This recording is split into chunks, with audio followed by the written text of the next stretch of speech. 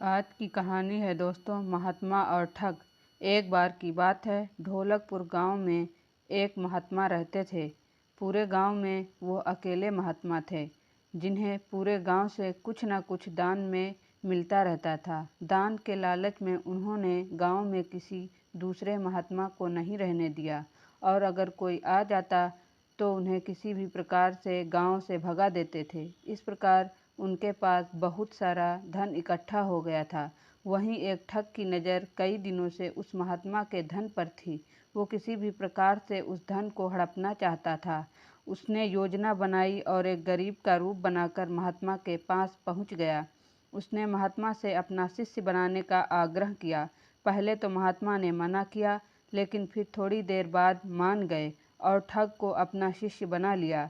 ठग महात्मा के साथ ही मंदिर में रहने लगा और महात्मा की सेवा के साथ साथ मंदिर की देखभाल भी करने लगा। ठग की सेवा ने महात्मा को खुश कर दिया, लेकिन फिर भी वो ठग पर पूरी तरह विश्वास नहीं कर पाया। एक दिन महात्मा को किसी दूसरे गांव में निमंत्रण आया। वो शिष्य के साथ जाने के लिए तैयार हो गया। महात्मा ने अपने धन को भी अपनी पोटली में बांध लिया। रास्ते में उन्हें एक नदी मिली। महात्मा ने सोचा कि क्यों न गांव में प्रवेश करने से पहले नदी में स्नान कर लिया जाए। महात्मा ने अपने धन को एक कंबल में छुपा कर रख दिया और ठग से उसकी देखभाल करने का बोलकर नदी की ओर चल गए।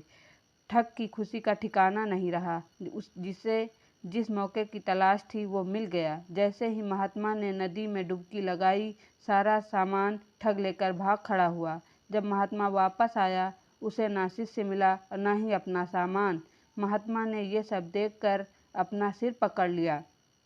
हमें इस कहानी से यही सीख मिलती है दोस्तों कि कभी भी लालच नहीं करना चाहिए और ना ही किसी की मीठी बातों पर विश्वास करना चाहिए।